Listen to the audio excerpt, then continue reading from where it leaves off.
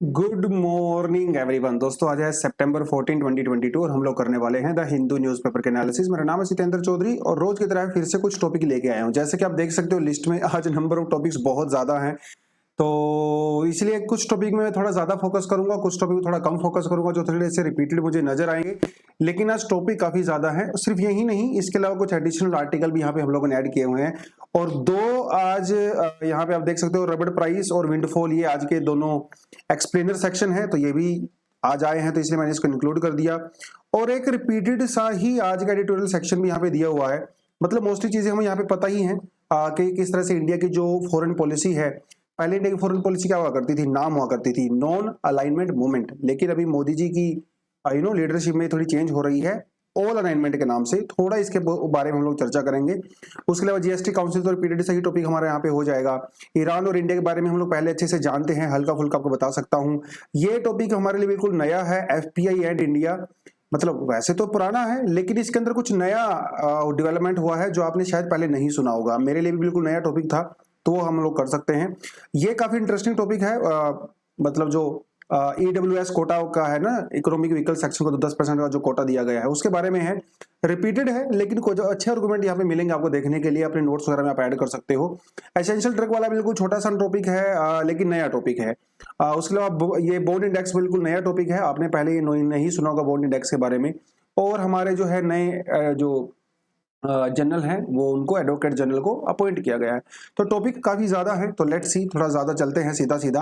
आज ज्यादा इधर उधर की बात हम लोग नहीं करेंगे, लेकिन आपको बता देता हूं कि 11 तारीख से हमारा एनसीईआरटी का कोर्स शुरू हो चुका है। कि जो बच्चे इंटरेस्टेड हैं करने में, इस लिंक के ऊपर आप क्लिक कर सकते हो, डिस्क्रिप्शन में आपको मिलेगा, आप जाके एनसीईआरटी को ज्वाइन कर सकते हो। एनसीईआरटी आपके लिए कितनी इंपॉर्टेंट है आपको शायद बताने की मुझे रिक्वायरमेंट नहीं है। ठीक है, चलिए तो पहले टॉपिक में बढ़ते हैं भैया। रोहतगी जी जो है वो नए इंडिया के अटॉर्नी जनरल उनको अपॉइंट किया गया है। रोहतगी जी एक्चुअली 2014 से 2017 के बीच में भी इंडिया के जो है वो अटॉर्नी जनरल रहे हैं।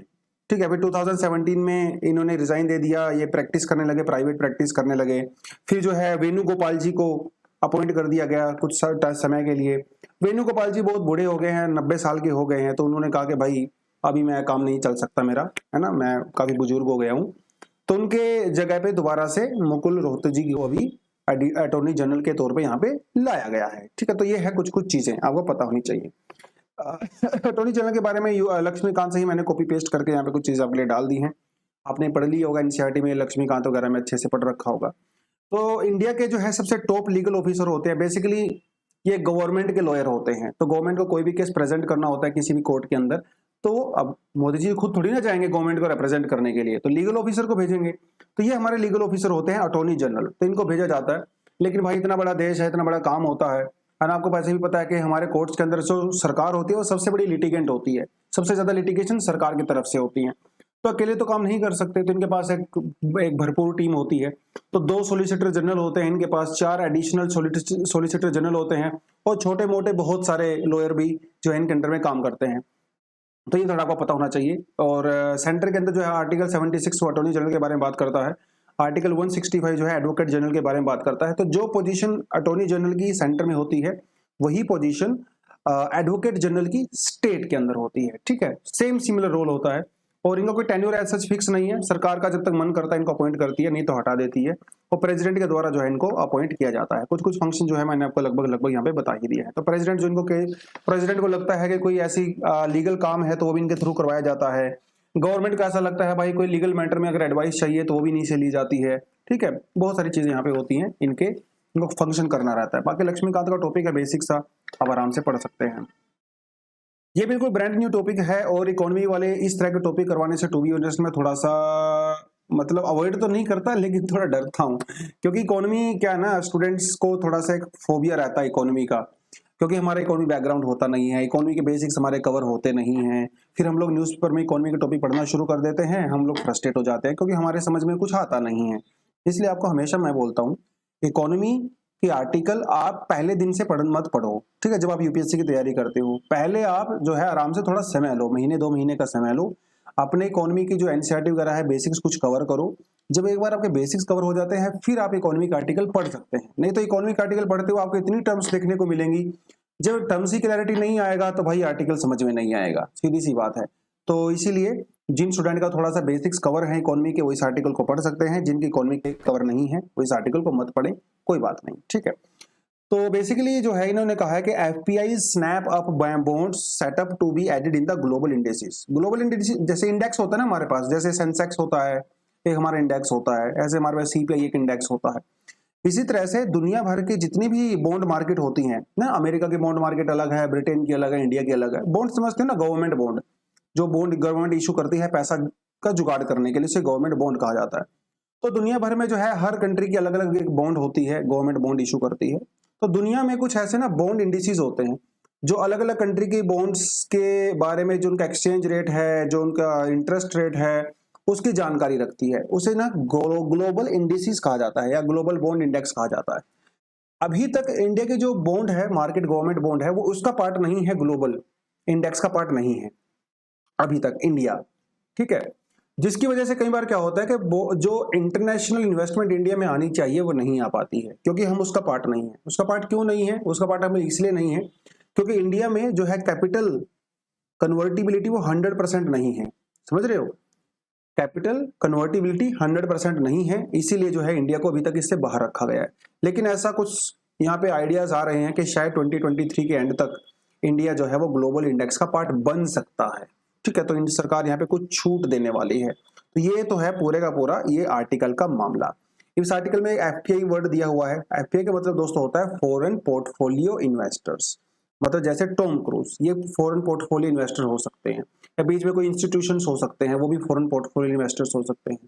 पोर्टफोलियो का मतलब ये होता है कि हमारी किसी कंपनी की शेयर मार्केट के अंदर अगर कोई फॉरेन इन्वेस्टर इन्वेस्ट करना चाहता है तो वो इसके थ्रू कर सकता है। इन्हें कहते हैं फॉरेन पोर्टफोलियो इन्वेस्टर्स, ठीक है। ये आपको पता होना चाहिए। तो हमारी जैसे टाटा, बिरला, अंबानी, दुनिया भर की कंपनियां हैं हमारे स्टॉक एक्सचेंज के ऊपर, उसके बॉन्ड्स के खरीद सकते हैं, तो शेयर्स वगैरह खरीद सकते हैं, इक्विटी खरीद सकते हैं। आईपीओ में सिर्फ थोड़ा सा ये फर्क होता है कि आप शेयर तो खरीद लेते हो लेकिन आपके पास वोटिंग पावर नहीं होता है, ठीक है। आप शेयर खरीदिए, कोई बात नहीं, प्रॉफिट कमाइए, एंजॉय करिए, कोई दिक्कत नहीं है। जब आपका मन करे आप अपने शेयर को बेच सकते हो, बहुत फ्लेक्सिबिलिटी होती है एफपीआई के अंदर में, लेकिन आपको वोटिंग पावर हम लोग नहीं देते हैं। तो कुछ समय से आपने देख ही रहे होंगे कि इंडिया से जो है बहुत सारे फॉरेन इन्वेस्टर्स वो पैसा खींच के अमेरिका में लेके चले जा रहे थे, क्योंकि उनको वहां पे ज्यादा बेनिफिट मिल रहा था। भाई ये तो मार्केट है, दुकान है, सीधी सी बात है ना। जिस दुकान से आपको ज्यादा लगता है कि भाई यहाँ पे नेगोशिएशन करके ज्यादा बेनिफिट होगा, आप एक सेलर हो, आपको लगता है कि इस यहाँ पे बेचने से ज्यादा बेनिफिट होगा, तो आप वही करोगे, सीधी सी बात है। तो इन्वेस्टर्स तो पैसा थोड़ी डुबाएगा अपना। तो इसलिए जो है एफपीआई जो इन्वेस्टर्स होते हैं इंडिया के स्टॉक मार्केट के अंदर, बहुत आसान होता है इनके द्वारा पैसा इन्वेस्ट करना, आउटफ्लो करना, इनफ्लो करना काफी आसान होता है। यहाँ पे एक जो इन्होंने चीज मेंशन की गई है, देखिए आर्टिकल के अंदर वो किया है, उसका नाम है FAR। The RBI removed foreign investment caps, cap का मतलब होता है upper limit, for the number of securities under the fully accessible route FAR in April 2020। देखिए इनका ये कहना, देखिए सरकार जो है इस समय काफी डेस्परेट है, सरकार को चाहिए भैया फॉरेन इन्वेस्टमेंट, क्योंकि फॉरेन इन्वेस्टमेंट अगर नहीं आएगी तो रुपया डॉलर की कंपैरिजन में और डाउन जाता रहेगा। इसलिए सरकार ने 2020 में कुछ छूट दिया था। किसके लिए छूट दिया था? जो फॉरेन इन्वेस्टर्स होते हैं, खासकर जो एनआरआईज होते हैं, है ना, जो नॉन रेजिडेंट इंडियंस होते हैं, उनके लिए कुछ छूट दिया था। छूट का मतलब यह है कि 2020 से पहले कोई भी फॉरेन इन्वेस्टर्स या एनआरआई की बात कर सकते हो, एंड जो नॉन रेजिडेंट इंडियंस होते हैं, वो इंडिया की मार्केट में अनलिमिटेड अमाउंट इन्वेस्ट नहीं कर सकते थे। उसके लिए कुछ लिमिटेशन रखी हुई थी। लेकिन 2020 में सरकार ने फुल्ली एक्सेसिबल रूट के तहत वो अपर लिमिट को हटा दिया, उसे फुल्ली ओपन कर दिया। तो अभी जो नॉन रेजिडेंट है इंडिया में भरपूर मात्रा में अनलिमिटेड बिलियंस ऑफ डॉलर का इन्वेस्टमेंट कर सकते हैं। इससे क्या होगा? हमारे पास पैसा आएगा, हमारे पास डॉलर आएगा, हमारा रुपया मजबूत होगा, राइट। ये कुछ चीजें जो है यहाँ पे होती हैं। तो वही इन्होंने कुछ कुछ कंबाइन करके इन्होंने कहा है कि एक तो इंडिया ने कुछ छूट दिया है तो इंडिया में ग्लोबल इन्वेस्टमेंट बढ़ेगा। हमारा जो फॉरेन पोर्टफोलियो इन्वेस्टर है, अगर इंडिया का जो ग्लोबल मार्केट है, बॉन्ड मार्केट है, अगर वो ग्लोबल इंडेक्स में रजिस्टर हो जाता है तो फिर इंडिया के अंदर जो है काफी ज्यादा इन्वेस्टमेंट यहाँ पे आ सकती है। अब इस टॉपिक में फिलहाल तो मैं आपको इतना ही करवा सकता हूँ, लेकिन अगर आपको इस टॉपिक में बारे में थोड़ा डिटेल में पढ़ना है ना, तो आप इस लिंक के ऊपर क्लिक करेंगे, ठीक है। ये जो लिंक दिया हुआ ना, इसके ऊपर क्लिक करोगे तो मैंने इसके अंदर जो है वो लिंक ऑलरेडी मिक्स कर दिया है, हाइपर लिंक डाल दिया है। डॉक्यूमेंट आपको मिलेगा, क्लिक करिए, एक वेबसाइट ओपन होगी आपके सामने। उस वेबसाइट पे पूरा कंटेंट आप अच्छे से पढ़ सकते हो। 2-3 बार पढ़ोगे तो एकदम दिमाग में बैठ जाएगा, ठीक है। अपने नोट्स वगैरह है उसके अंदर भी आप इसको आराम से ऐड कर सकते हो। ठीक है। कल हम लोगों ने कुछ 2 क्वेश्चन आपसे पूछे थे, यूपीएससी के प्रीवियस ईयर क्वेश्चन थे। तो पहला क्वेश्चन तो वही था डब्ल्यूपीआई सीपीआई वगैरह के बारे में, तो इसका आंसर हो जाता है 1 एंड 2। एक्सप्लेनेशन यहाँ पे दिया हुआ है, आप आराम से इसको पढ़ सकते हो बाद में। दूसरा क्वेश्चन भी जो है वो कंज्यूमर प्राइस इंडेक्स वगैरह के बारे में था, इसका आंसर भी हो जाता है ए 1 एंड 2। इसका भी आप जो है थोड़ा सा एक्सप्लेनेशन यहाँ पे पढ़ सकते हो। मैं ऐसा देखता हूँ कि जब मैं आपसे इकोनॉमी के सवाल पूछता हूँ, थोड़ा टफ सवाल पूछता हूँ, यूपीएससी के सवाल पूछता हूँ, तो स्टूडेंट का रिस्पॉन्स काफी कम हो जाता है ना। 1 2 3 क्वेश्चन बच्चे ही जो है वो कमेंट सेक्शन में आंसर देते हैं। ऐसा मत किया करो यार, ज्यादा से ज्यादा पार्टिसिपेशन किया करो, क्योंकि छोटे मोटे क्वेश्चन मैंने पूछ लिया, आपने आंसर कर दिया, वो ज्यादा वैल्यू एडिशन नहीं करते हैं, क्योंकि यूपीएससी में वो छोटे मोटे इस तरह के इजी सवाल नहीं पूछता है। यूपीएससी में थोड़ा कंसेप्चुअल सवाल पूछता है जो दिमाग को थोड़ा सा चैलेंज करते हैं। तो आप कोशिश किया करो इनको आंसर करने की, इस तरह के क्वेश्चन जो यूपीएससी के प्रीवियस ईयर क्वेश्चन होते हैं, तभी तो नॉलेज बनेगा ना। वो छोटा मोटा करके आपने आंसर दे दिया, हम लोग खुश हो जाते हैं कि हाँ मैंने बहुत सही आंसर दिया, बहुत ज्यादा वैल्यू एडिशन है नहीं उसका लेटर स्टेज में, राइट। तो थोड़ा सा हम उस चीज के ऊपर भी फोकस करेंगे। खैर अगला टॉपिक यहाँ पे आता है जीएसटी काउंसिल के बारे में। GST council is a fledgling but vibrant institution says finance minister. तो बेसिकली आपको पता ही है कि जीएसटी काउंसिल के अंदर काफी हंगामा होता है। जीएसटी काउंसिल में सेंटर और स्टेट है ना, दोनों के रिप्रेजेंटेटिव होते हैं, लेकिन बहुत सारे स्टेट ऐसे होते हैं भैया जिनके सेंटर के साथ पटती नहीं है, तो सेंटर के साथ झगड़ते रहते हैं, है ना।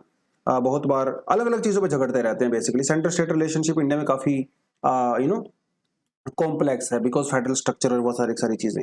तो अभी जो है हमारे 15th फाइनेंस मिनिस्टर जो कमिश्नर रहे हैं पुराने एनके सिंह, तो इन्होंने एक सजेशन दिया था। इन्होंने ये कहा था कि यार जीएसटी काउंसिल के बजाय हम लोग क्या कर सकते हैं, एक फिस्कल काउंसिल बना सकते हैं। ये फिस्कल काउंसिल क्या करेगी, इसके हम लोग प्रॉपर रूल्स एंड रेगुलेशन बनाएंगे, सेंटर और स्टेट के रिलेशन के बीच में जो भी फाइनेंशियल दिक्कतें होती हैं उसको दूर कर सकता है फिस्कल काउंसिल। तो उसके जवाब में जो है फाइनेंस मिनिस्टर ने कहा कि भाई साहब नए नए काउंसिल बना के क्या फायदा है, कम से कम जो एग्जिस्टिंग काउंसिल है आप उनको अच्छे से काम करवाइए। हाँ ये मैं मानती हूं कि जो जीएसटी काउंसिल है वो अभी सिर्फ 4-5 साल पुराना ही है, अभी इसको बहुत आगे जाना है, अभी बहुत मैच्योरिटी होना बाकी है, अभी नया है, अभी इसके अंदर काफी कमियां हैं नो डाउट, लेकिन धीरे धीरे हम लोग कमी को दूर करेंगे। अरे अभी 5 साल ही तो हुए हैं, समय लगता है। जैसे फाइनेंशियल कमीशन हमारे पास था, है ना, 50 साल 60 साल से था, वो समय लगता है एक इंस्टीट्यूशन को डेवलप होने में, उसके ऊपर ट्रस्ट डेवलप होने में समय लगता है। तो इन्होंने कहा कि भैया हमें नई इंस्टीट्यूशन की कोई रिक्वायरमेंट नहीं है, जो है इसी से काम चलाओ, ठीक है, इसी को मजबूत करो। ये इन्होंने कुछ कुछ कहा है। जीएसटी काउंसिल वगैरह के बारे में सेल्फ स्टडी के लिए मैंने आपके यहाँ पे कंटेंट डाल दिया है। ये कंटेंट मैंने प्रीवियस ईयर नहीं, पिछले महीने या उससे पिछले महीने की स्लाइड से ही ऐड किया है, तो कुछ नया मैंने नहीं बनाया है। और जीएसटी काउंसिल दोस्तों एक कॉन्स्टिट्यूशनल बॉडी होती है, ध्यान रखना, स्टैट्यूटरी बॉडी नहीं है, कॉन्स्टिट्यूशनल बॉडी है, आर्टिकल 279A के अंडर में होती है। यूनियन फाइनेंस मिनिस्टर की जो है इसकी वो चेयरपर्सन होती है, और ये फेडरल बॉडी होती है, सेंटर और स्टेट दोनों के ही रिप्रेजेंटेटिव यहाँ पे काम करते हैं, ठीक है। जीएसटी का फंक्शन क्या होता है ये आपको अच्छे से पता है। किसी भी चीज को जीएसटी के अंदर लेके आना है, उसके ऊपर टैक्स को कम करना है, ज्यादा करना है, वो सारी चीजें जो है जीएसटी काउंसिल करता है, ठीक है। हालांकि सुप्रीम कोर्ट ने यह कहा है कि जीएसटी काउंसिल की जो भी रिकमेंडेशंस होती हैं वो मैंडेटरी नहीं होती हैं, बाइंडिंग नहीं होती हैं, वो एडवाइजरी नेचर होती है। तो सेंटर की जीएसटी काउंसिल की रिकमेंडेशन को स्टेट जो है वो मान भी सकते हैं, नहीं भी मान सकते हैं। ये अभी जो है पिछले से पिछले महीने ही जो है जजमेंट आया था सुप्रीम कोर्ट का, काफी इंपॉर्टेंट जजमेंट था। तो ये थोड़ा सा आप अपनी सेल्फ स्टडी के पर्सपेक्टिव से पढ़ सकते हो। अगली जो न्यूज आती है वो इंटरनेशनल रिलेशनशिप से हमारी आती है, जीएस पेपर 2 में जो हम लोग पढ़ते हैं। ईरान के बारे में ये एंगल बताता है, थोड़ा आगे भी हम लोग बात करेंगे ईरान के बारे में, लेकिन अभी आपको पता है कि एससीओ की मीटिंग होने वाली है ना, शंघाई कॉरपोरेशन ऑर्गेनाइजेशन, समरकंद के अंदर उज्बेकिस्तान में। और इस बार हम लोग ईरान को भी यहाँ पे जो है एज अ मेंबर ऐड करने वाले हैं। अभी तक एससीओ के अंदर Iran as a permanent member नहीं था, ऑब्जर्वर मेंबर था, लेकिन अभी चाइना के इन्विटेशन पे हम इसको ऐड करने वाले हैं। तो घुमा फिरा के बात यही है कि भाई ईरान ने इंडिया को रिक्वेस्ट किया है कि भाई आप मुझसे भी ऑयल परचेज कर लो, मेरे से क्या दुश्मनी है, आप रशिया से भी तो खरीद रहे हो ना, रशिया के ऊपर भी तो सैंक्शंस लगे हुए हैं, आप उससे क्यों खरीद रहे हो, मुझसे खरीदो। क्योंकि ईरान का दोस्तों जो देखो, जब 2019 में 20 में ट्रंप भाई साहब ने जब सैंक्शंस लगा दिए थे ईरान के ऊपर, और ट्रंप ने जो है इंडिया को सीधा सीधा धमकी दिया था कि अगर तुमने ईरान से ऑयल खरीदा तो मुझसे बुरा कोई नहीं होगा। अब भाई इंडिया थोड़ा सा अभी हम उस पोजीशन में नहीं है, तो हम लोग पीछे हट गए। जहां हम लोग ईरान से 13% के आसपास क्रूड ऑयल इंपोर्ट करते थे और वो अचानक से जो है 0 पे पहुंच गया। हमारे कंट्री में जो भी रिफाइनरीज वगैरह बनी हुई हैं, वो ईरान ऑयल के लिए काफी ज्यादा सुटेबल थी, क्योंकि ईरान का जो ऑयल है वो काफी स्वीट होता है और उसको रिफाइन करना बहुत आसान होता है, सस्ता पड़ता है। और जो रशियन जो ऑयल है वो इतना स्वीट नहीं है जितना ईरानियन स्वीट है। तो अब ईरान ने कहा है कि भाई जब सैंक्शन होते हुए आप रशिया से खरीद सकते हो, मुझसे भी खरीद लो, क्या जा रहा है आपका, है ना। हमारे रिश्ते भी मजबूत होंगे, वो सारी सारी चीजें। फिर बाद में चाबहार पोर्ट वगैरह का इशू जो है वो तो ऑफ कोर्स यहाँ पे है ही, और जो international north south transport corridor है वो भी एंगल है। इसके बारे में हम लोग आगे थोड़ा सा बात करेंगे, अभी ज्यादा चिंता करने की जरूरत नहीं है। तो चबाहार पोर्ट के बारे में तो खैर आपको कोई बताने की रिक्वायरमेंट ही नहीं है ना, हम उसको डेवलप कर रहे हैं। और एक international north south transport corridor हमारे पास होता है, जो ये कहता है कि भैया मॉस्को से लेके मुंबई तक आप आराम से जो है सामान लेके आ सकते हो। कितनी बड़ी बात है। अभी अगर आपको मॉस्को जाना है, टर्की जाना है, इधर कहीं जाना है, आप हमारे पास क्या रूट होता है, हम लोग मुंबई से चलते हैं, चलते चलते रेड सी को क्रॉस करते हैं, स्वेज कनाल को क्रॉस करते हैं, फिर मेडिटेरेनियन सी में पहुंचते हैं। उसके बाद जो है वो यहाँ से जो है बॉस्फोरस को पार करते हुए और फिर जहीं जहां जाना वो जाते हैं। अभी ये काफी लंबा रूट है, ये टाइम कंज्यूमिंग भी है, ये महंगा भी पड़ता है, क्योंकि स्वेज कनाल पे काफी ज्यादा टोल टैक्स लिया जाता है ना। ये टोल टैक्स जैसा ही होता है ये। तो हम लोगों ने क्या जुगाड़ लगाया कि हम लोग क्या करेंगे, मुंबई से जाएंगे कहाँ, चबाहर जाएंगे, चबाहर से जो है जाएंगे जहेडान, या फिर हम लोग सीधा यहाँ से बंदर अब्बास पोर्ट भी जा सकते हैं, जो कि ईरान की काफी इंपॉर्टेंट पोर्ट है। यहाँ से हम लोग तेहरान जाएंगे, तेहरान से जो है हम लोग अशघाट जा सकते हैं, ताशकंद जा सकते हैं, या फिर तेहरान से हम लोग सीधा जो है अरकातू होते हुए, या फिर यहाँ से सीधा हम लोग जो है अस्तर खान होते हुए मॉस्को जा सकते हैं। ये हम लोगों ने जुगाड़ निकाला है, ठीक है। और एक्चुअली ये जुगाड़ जो है पिछले महीने काम भी किया है। अस्तर खान से दो बड़े बड़े ट्रोलर्स जो है वो अस्तर खान से होते हुए मुंबई में पहुंचे। तो हम लोग उस रूट को भी डेवलप करने की कोशिश कर रहे हैं, ताकि स्वेज कनाल के ऊपर डिपेंड ना रहें। और यहाँ पे ईरान का ऑफ कोर्स बहुत बड़ा रोल है, ईरान के बिना तो ये बिल्कुल पॉसिबल ही नहीं है। तो ईरान ने कहा है कि भाई आप हमारे साथ एंगेजमेंट बढ़ाइए, ठीक है, डरने की जरूरत नहीं है। अभी तो ट्रंप भाई साहब वहां पे है नहीं है, अमेरिका के अंदर मिस्टर बाइडेन आ गए हैं, तो वो थोड़ा सा उतने ज्यादा सख्त नहीं है जितना ट्रंप हुआ करते थे, ठीक है। तो वो थोड़ी थोड़ी चीजें आप यहाँ पे जाके देख सकते हो। तो ये इंटरनेशनल जो नॉर्थ साउथ का कॉरिडोर है, इसके बारे में आप जरूर पढ़ें, काफी इंपॉर्टेंट हो सकता है, यूपीएससी में डेफिनेटली यहाँ से सवाल पूछा जा सकता है। और ये पुराने ही किसी न्यूज़पेपर एनालिसिस की मैंने जो हम लोगों ने खुद क्लास में किया था उसकी ही मैंने यहाँ पे कटिंग आपको डाल कर दे दिया है, ठीक है। इसका क्या एडवांटेज होगा, पाकिस्तान को बाईपास कर सकते हैं, चाइना का जो बेल्ट एंड रोड इनिशिएटिव है ना, उसको हम लोग थोड़ा सा काउंटर कर सकते हैं। राइट, 7200 किलोमीटर का है ये पूरे का पूरा रूट जो आपका रहता है।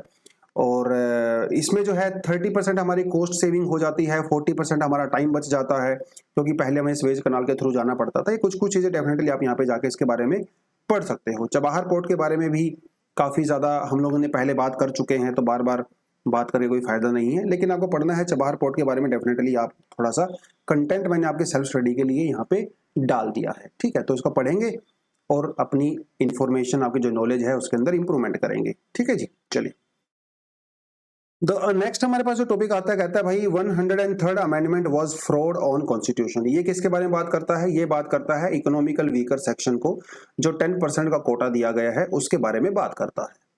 तो जो लॉयर हैं जो आप इस केस को रिप्रेजेंट कर रहे हैं सुप्रीम कोर्ट के अंदर, उन्होंने यहाँ पे कई जबरदस्त आर्गुमेंट दिए हैं। उन्होंने कहा है कि भाई ये जो सरकार ने इकोनॉमिकल वीकर सेक्शन को 10% का कोटा दिया है, ये हमारे कॉन्स्टिट्यूशन के साथ फ्रॉड हो रहा है, क्योंकि कॉन्स्टिट्यूशन में इस तरह का कोई भी प्रोविजन है नहीं।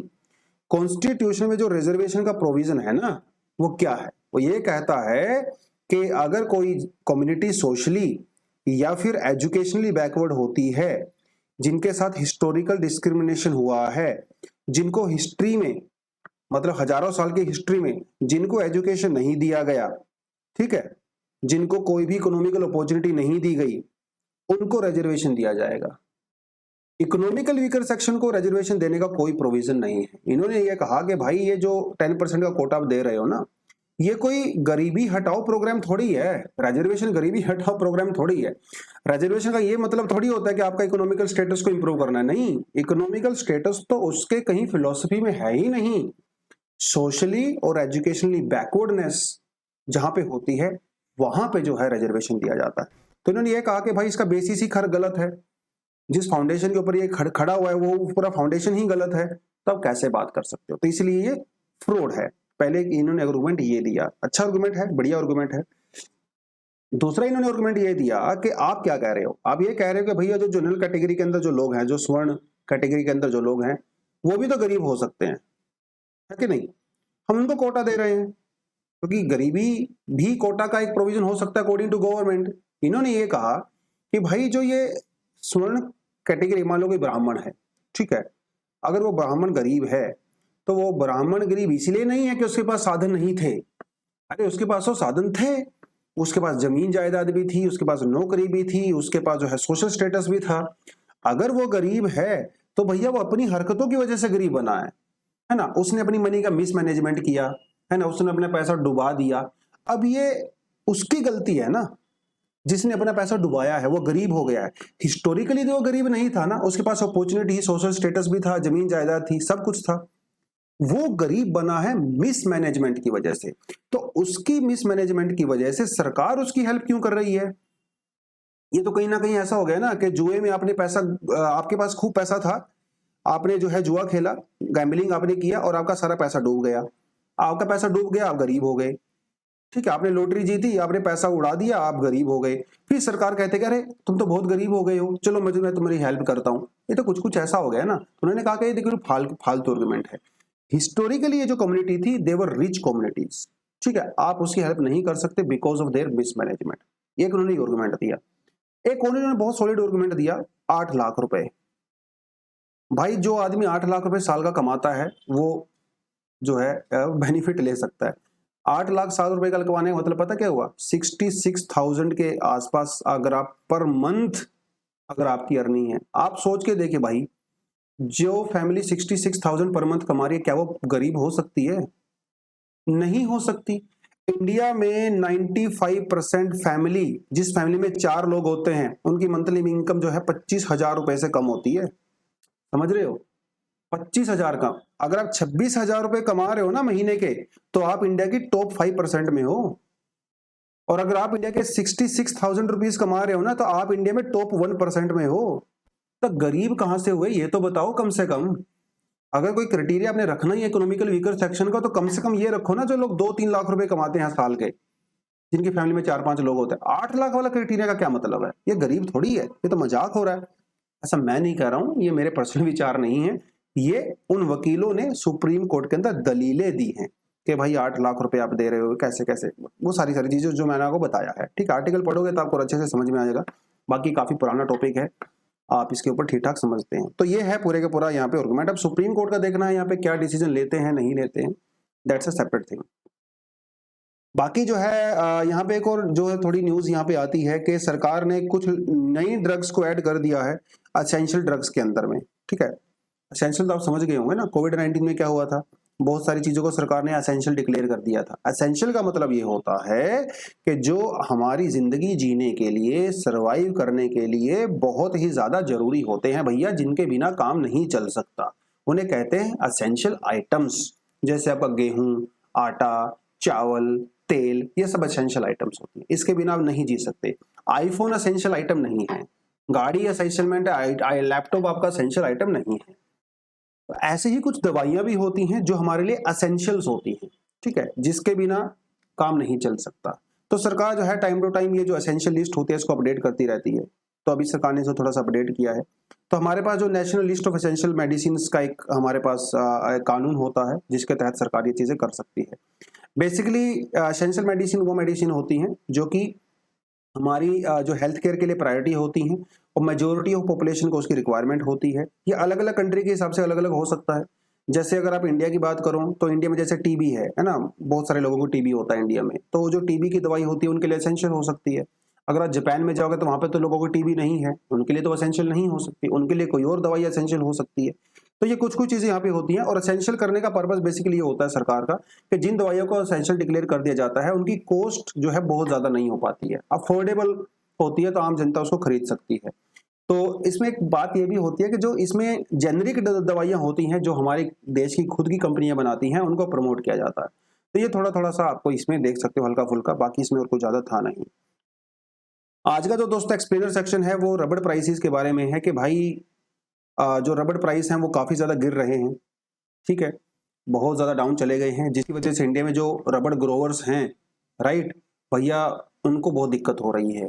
ठीक है, उसके बारे में ये है। आपको ये बताता चलो कि इंडिया में 80% से ज़्यादा, 75% से ज़्यादा जो टोटल प्रोडक्शन होती है रबड़ की, वो केरला में होती है। ठीक है, और केरला में तो ऑफ कोर्स वहाँ का किसान तो नुकसान वहाँ का होगा ही होगा। तो इन्होंने ये कहा कि ये पूरा हंगामा हो क्या रहा है बेसिकली। देखिए, कोविड के दौरान क्या था ना, रबड़ के प्राइसेस काफी हाई हो रहे थे। क्यों? क्योंकि उस समय जो है ग्लव्स जो हम लोग पहनते थे ना कोविड-19 में, उनकी डिमांड भी इंटरनेशनली बहुत ज्यादा बढ़ गई थी। तो जो है रबड़ की डिमांड भी बढ़ गई थी। लेकिन अभी क्या हो रहा है, अभी फॉल क्यों हो गया अचानक से? देखो, एक तो सीधी सी बात, अभी पेंडेमिक थोड़ा सा डाउन चला गया है, तो ग्लव्स वगैरह की डिमांड उतनी रही नहीं। दूसरी बात इन्होंने ये कहा कि जो डिमांड आती थी इंडियन रबड़ की, वो ज्यादातर आती थी चाइना से। चाइना में क्या हुआ भाई, वो लोग जीरो कोविड की पॉलिसी को फॉलो करते हैं, है ना, सिटीज को बंद कर देते हैं सारी की सारी, तो चाइना से डिमांड जो है काफी कम हो गया है। एक इन्होंने ये कहा। दूसरा इन्होंने ये कहा कि यूरोपियन कंट्री के अंदर जो है भाई इन्फ्लेशन बहुत ज्यादा हो गया है, तो उनका परचेसिंग पावर थोड़ा कम हो गया है शायद, ठीक है, जिसकी वजह से वो नहीं खरीद रहे हैं। ऊपर से जो हमारी डोमेस्टिक कंपनियां हैं जो रबड़ खरीदती हैं यूजुअली, उन्होंने पहले से ही बहुत सारा रबड़ जो है वो अपनी इन्वेंट्री के अंदर जमा करके रखा हुआ है, तो नई रबड़ की डिमांड आ नहीं रही है। तो ये कुछ कुछ चीजें हैं, कुछ इंटरनेशनल डोमेस्टिक रीजंस हैं जिसकी वजह से रबड़ की डिमांड हो गई है कम।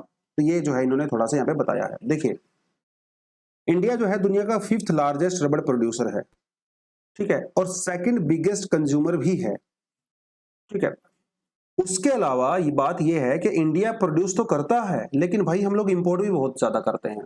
हमारा 40% जो रबड़ की डिमांड है बेसिकली वो लोग इंपोर्ट से पूरा करते हैं। रबड़ हम लोग इंपोर्ट करते हैं यूजली, कुछ अफ्रीकन कंट्री हैं, कुछ south Asian country, south eastern nation countries हैं, वहां से हम लोग रबड़ को इंपोर्ट करते हैं। ठीक है, तो प्राइस तो खैर फॉल हो ही रहा है। How does the falling price affect the growers? किसानों को तो नुकसान हो ही रहा है, खासकर रूरल एरिया की तो पूरी इकोनॉमी ही, कई डिस्ट्रिक्ट ऐसी हैं केरला में जहाँ की इकोनॉमी पूरी तरह से रबड़ के ऊपर डिपेंड करती है। तो भाई उनकी तो इनकम ऑफ कोर्स डाउन चली जा रही है, उनको बेचारों को पता ही नहीं कि हमारा फ्यूचर क्या होगा। और रबड़ का प्लांट एक ऐसा प्लांट होता है जो कि ग्रो होने में समय लगता है, उसको 7 साल के लगभग समय लग जाता है। ठीक है, आपको थोड़ा थोड़ा रबड़ लेना शुरू कर देते हो, 7 साल के बाद उसकी प्रोडक्शन अपने आप ही कम होना शुरू हो जाती है। कुछ लोग बोलते हैं कि 7 साल के बाद रबड़ का जो प्लांट है वो जो है बिल्कुल मर जाता है, तो उसकी डिमांड कम हो जाती है। तो लोग अगर आज फॉल प्राइस फॉलिंग की वजह से अगर वो रबड़ ग्रो नहीं करेंगे तो इसका इंपैक्ट आपको 7 साल के बाद नजर आएगा। और रबड़ के प्राइस जो है साइक्लिकल होते हैं, एक बार काफी, देखिए साइक्लिकल का मतलब यह है कि जब रबड़ की प्रोडक्शन कम होगी तो प्राइस बढ़ेगा, जब प्रोडक्शन एक्सट्रीमली हाई हो जाती है तो प्राइस अपना भी डाउन चला जाता है। डिमांड सप्लाई का खेल है ना। तो रबड़ का जो प्राइस है वो साइक्लिकल होता है। जब रबड़ के जो प्लांट्स हैं जब बूढ़े होने लगते हैं तो रबड़ की प्रोडक्शन कम हो जाती है, प्राइस बढ़ जाता है। जब रबड़ के पेड़ जो है बहुत यंग होते हैं तो काफी ज्यादा रबड़ प्रोड्यूस करते हैं, एक्स्ट्रा रबड़ हो जाती है मार्केट में, तो प्राइस अपने आप फॉल हो जाता है। तो जो हमारा अभी रबड़ बोर्ड है इंडिया में, ठीक है, उनका ये कहना है कि भाई ये कोई नई बात नहीं है, इंटरनेशनल जो चीजें हो रही हैं वो तो ऑफकोर्स पहले भी कहीं ना कहीं होती ही रही हैं, लेकिन ज्यादा चिंता करने की जरूरत नहीं है। किसान क्या डिमांड कर रहे हैं? किसान ये डिमांड कर रहे हैं कि एक तो भाई एमएसपी वगैरह उनको दिया जाए प्रॉपर तरीके से, और इम्पोर्ट ड्यूटी लगाई जाए। जो हम लोग बाहर विदेशों से रबड़ इम्पोर्ट करते हैं ना, उनके ऊपर इम्पोर्ट ड्यूटी लगाई जाए, ताकि इंटरनेशनल मार्केट से जो रबड़ इंडिया में आ रही है वो महंगी होगी और डोमेस्टिक रबड़ को प्रोटेक्ट किया जा सकता है। तो ये थोड़ा सा उनकी डिमांड है, लेट्स सी क्या होता है, बाकी इसमें कोई खास था नहीं। आगे बढ़ते हैं दोस्तों। नेक्स्ट हमारे पास जो आर्टिकल आता है कहता है कि भैया understanding wind fall prices.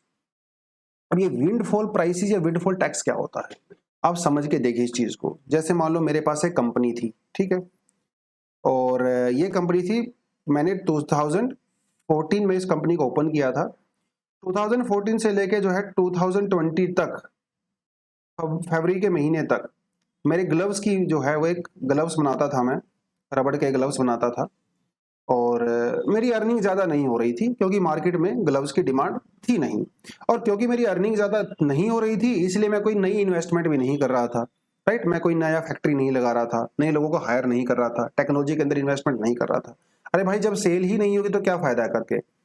But फिर ऊपर वाले ने मेरी सुन ली, ऊपर वाले ने जो है कोविड भेज दिया।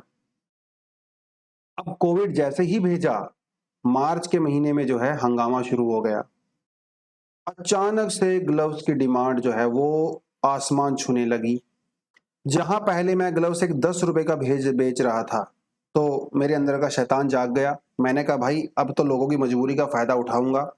10 रुपए का जो ग्लव्स है वो मैंने जो है 500 रुपए में बेचना शुरू कर दिया। अपॉर्चुनिटी का मैंने फायदा उठाया। अब देखो क्या हुआ, मेरी इनकम जो है वो एकदम से 50 गुना से ज्यादा बढ़ गई। बढ़ गई कि नहीं बढ़ गई? लेकिन क्या मैंने कोई नया इन्वेस्टमेंट किया? नहीं किया। क्या मैंने नई टेक्नोलॉजी लगाई? नहीं लगाई। अरे भाई ये तो एक अनप्रेसिडेंटेड अपॉर्चुनिटी थी, इसका मैंने अंदाजा भी नहीं लगाया था कैसा हो जाएगा। तो इसकी वजह से मुझे extremely extremely high level of profit हुआ। ठीक है, मैंने मजे लूटे। ठीक है, आपने भी पता होगा कि जो छोटी छोटी जो चीजें थी कोविड के दौरान में, खासकर जैसे आपका सैनिटाइजर वगैरह हो गया, कितने महंगे हो गए थे मास्क। जिन मास्क को 5-5 रुपए के बिकते थे वो 100-100 रुपए के बिकने लगे थे। ऐसा होता है ना, इन्हें कहते हैं विंडफॉल प्रॉफिट। लेकिन सरकार जो है वो आपके ऊपर नजर रखती है, आप सरकार से बच के नहीं जा सकते। सरकार ने कहा कि भाई आपने कोई तीर नहीं मारा है ना, जो अनफॉर्चुनेट इंसिडेंट हुए हैं उसकी वजह से आपको प्रॉफिट हुआ है, इसीलिए मैं आपके ऊपर टैक्स लगाऊंगा। सरकार ने ये कहा। इसके टैक्स को कहा जाता है विंडफॉल टैक्स। ठीक है, समझ गया क्या? विंडफॉल प्रॉफिट और उसके ऊपर विंडफॉल टैक्स। अब सरकार आपके ऊपर टैक्स लगाएगी, सरकार को होगी इससे इनकम। अब सरकार इस इनकम को आपके एजुकेशन हेल्थ कहीं ना कहीं खर्चा करेगी, वो सरकार की पैसे उसमें चला जाता है, कंसोलिडेटेड फंड ऑफ इंडिया में चला जाता है। ठीक है, ये है पूरे का पूरा मामला। अब ये आर्टिकल क्या कहता है?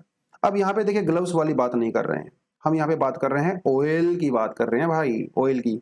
तो ये रशिया यूक्रेन क्राइसिस की वजह से क्या हुआ, दुनिया में ऑयल की अचानक से प्राइस बढ़ गया। तो भाई जो ऑयल प्रोड्यूसिंग क्रूड ऑयल कंपनियां जो थी उनको तो अल्टीमेटली फायदा हुआ ही हुआ। जो रिफाइनरीज थी उनको जो है पैसा ही पैसा है ना, क्या करोगे इतने पैसे का। तो उनको विंडफॉल प्रॉफिट हुए। सरकार ने कहा कि आपको प्रॉफिट हुआ तो आप हमें टैक्स दोगे, तो सरकार ने उनके ऊपर टैक्स लगा दिया, विंडफॉल टैक्स जिसको कहा जाता है। बेसिकली सरकार ने जो है यहाँ पर जिस कंपनी के लिए लगाया गया टारगेट वो रिलायंस रिफाइनरीज है। एक रशिया की कंपनी भी इंडिया में काम करती है। ठीक है, और रोजनेफ करके नाम है उसका। और जो रिलायंस रिफाइनरीज हैं, ये लोग क्या करते हैं, रशिया से डिस्काउंट रेट पे ऑयल परचेज करते हैं, उसको इंडिया में लेके आते हैं, रिफाइनरीज के अंदर उसको रिफाइन करते हैं, पेट्रोल डीजल में कन्वर्ट करते हैं और फिर यूरोप में महंगे दामों पे बेच देते हैं। मजा लूट रहे हैं भाई मुकेश अंबानी। ठीक है, सरकार ने कहा कि भाई आपको जो है ये विंडफॉल प्रॉफिट हुआ है, इसलिए हम आपके ऊपर टैक्स लगाएंगे, जिसे कहा जाता है विंडफॉल टैक्स, क्योंकि ये अनएक्सपेक्टेड इवेंट की वजह से हुआ है। आपने तीर नहीं मारा है, आपने टेक्नोलॉजी में इन्वेस्ट नहीं किया है, आपने कोई इन्वेस्टमेंट नहीं किया, इसलिए हम आपके ऊपर टैक्स लगाएंगे। ठीक है, समझ गए? ये है पूरे का पूरा मामला। हालांकि कुछ लोग इसका अपोज करते हैं, उनके अलग अलग रीजनिंग हो सकती है, बट सरकार ने तो यही कहा है। ठीक है, तो this is the whole thing about this article. ठीक है जी, चलिए। एक कोग्निटिव जो है डिसोनेंस, इसके बारे में ज्यादा नहीं पढ़ना है। जिसके पास साइकोलॉजी अगर ऑप्शनल है ना, उसको पढ़ सकता है, अदरवाइज तो फालतू का टॉपिक है। एक एडिटोरियल कर लेते हैं। आज का एडिटोरियल जो है अच्छा आया ही, इंपॉर्टेंट लगा मुझे, लेकिन हमारा रिवीजन भी हो जाएगा। तो सुहासिनी हैदर जी ने इसको लिखा है। आप इनका नाम पहले बहुत अच्छे से जानते होंगे, टीवी वगैरह में बहुत आती हैं, द हिंदू के लिए आर्टिकल भी काफ़ी ज़्यादा लिखती हैं, और एक काफ़ी रिनाउंड जर्नलिस्ट हैं सुहासिनी हैदर जी। और जो सुब्रमण्यम स्वामी जी हैं, है ना, सब जानते होंगे उनको, तो उनकी उनकी सुपुत्री हैं बेसिकली ये। ठीक है, तो ये भी काफ़ी जानी मानी हैं। तो ये यूजली क्या है ना, आईआर और फॉरेन पॉलिसी उसके बारे में ही लिखती हैं, इंटरनेशनल रिलेशनशिप के बारे में लिखती हैं। तो इन्होंने ये कहा कि भाई इंडिया की जो यूजली पॉलिसी थी वो क्या रहती थी, हमारी foreign policy non alignment movement, लेकिन अभी वो चेंज हो रही है ऑल अलाइनमेंट मूवमेंट के नाम से। ऐसा मैं नहीं कह रहा हूं, ऐसा सुहासिनी जी नहीं कह रही हैं। ऐसा कौन कह रहा है?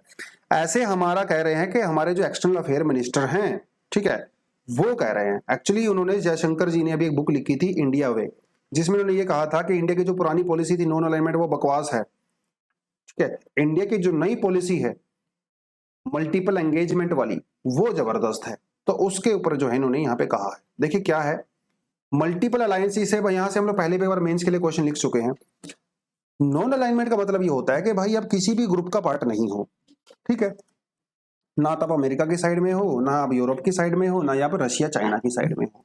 मल्टीपल अलायंस का मतलब ये होता है कि आप सभी के साथ हो।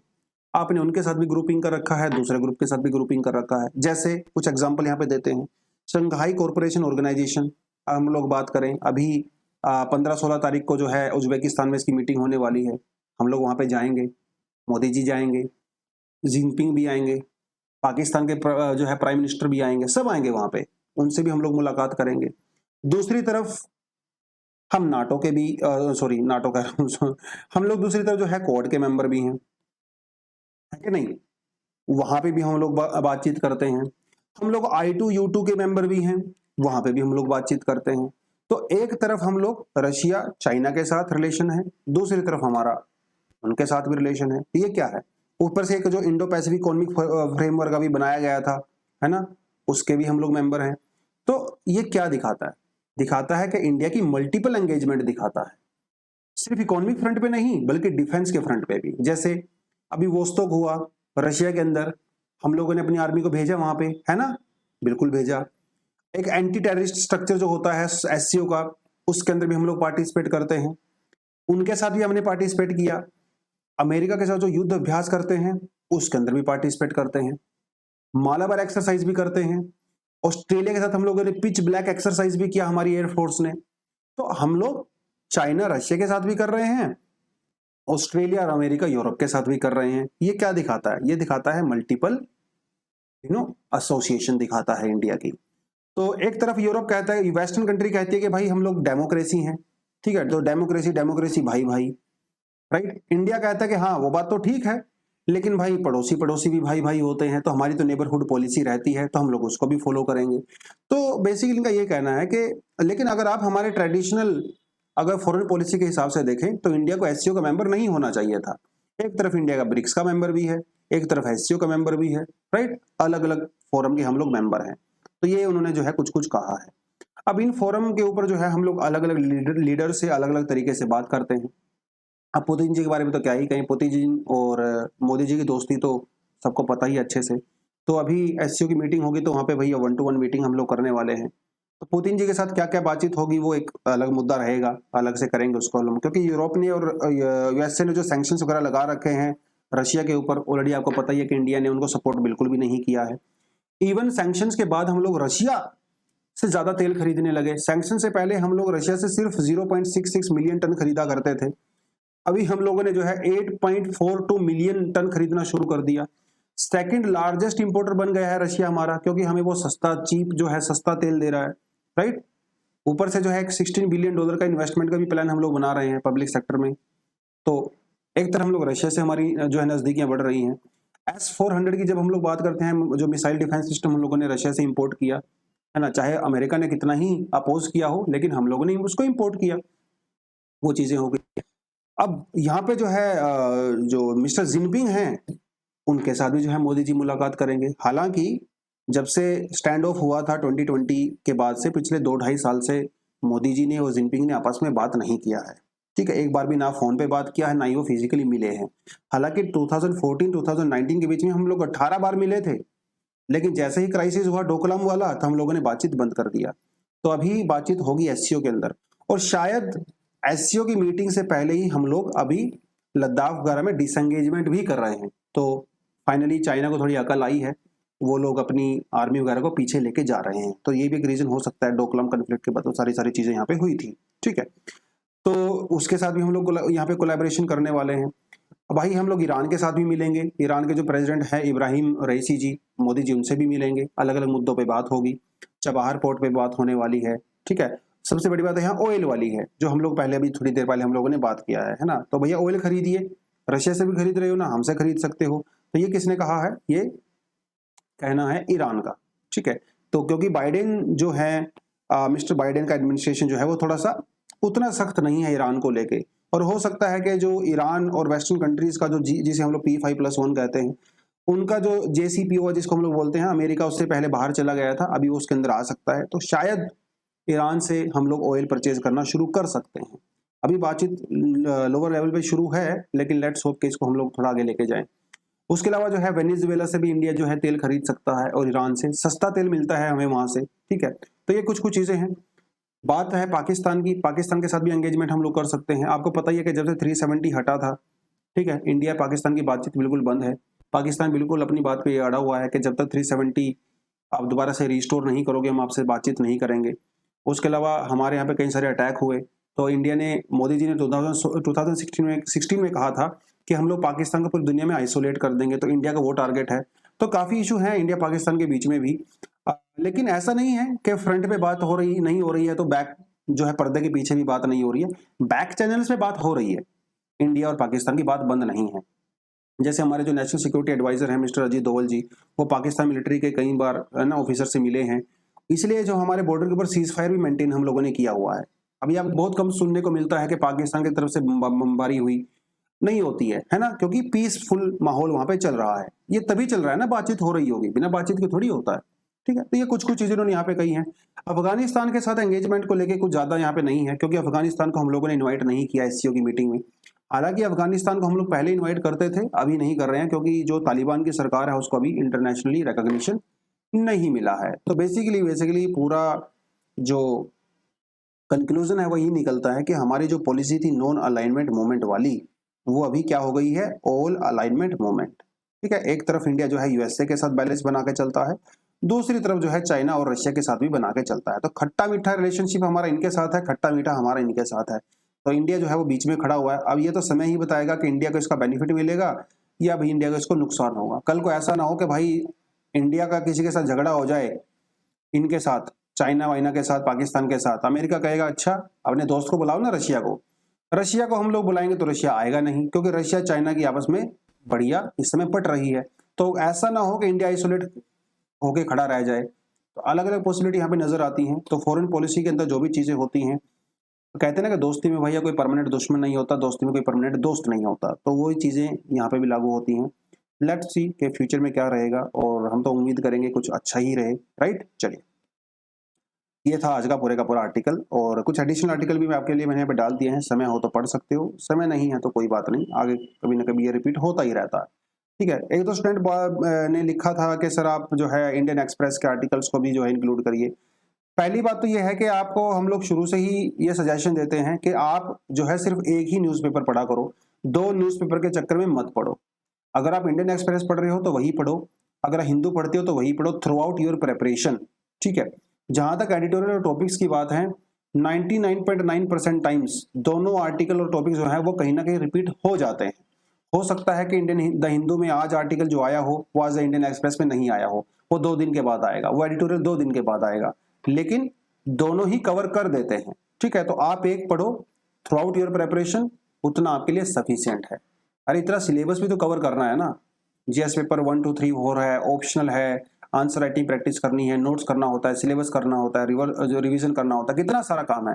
सिर्फ न्यूज़पेपर ही थोड़ी पढ़ते रहोगे। तो इसीलिए एक पेपर पढ़ो, ध्यान से पढ़ो, मजे लेके पढ़ो, उसी के हिसाब से अपनी तैयारी करो। ठीक है दोस्तों, तो आज के लिए इतना ही है।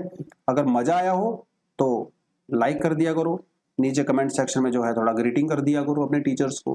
ठीक है, आज के लिए इतना ही है। Thank you, all the best, जय हिंद।